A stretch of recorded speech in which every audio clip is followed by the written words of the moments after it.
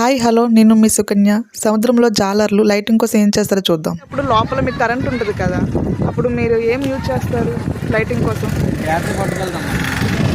ఈ బ్యాటరీ అయితే మనకు వారం రోజులు అనుకుంటే కరెంట్ సరిపోద్ది. సో ఈ లైట్ ద్వారా మనం ఇక్కడ అప్లై చేసుకుంటాం. రేట్లో మరి మన మొక్కలు మనకు కనిపించింది కదా, అందుకనేసి అసలే తెల్లగున్నారు. ఏ విధంగా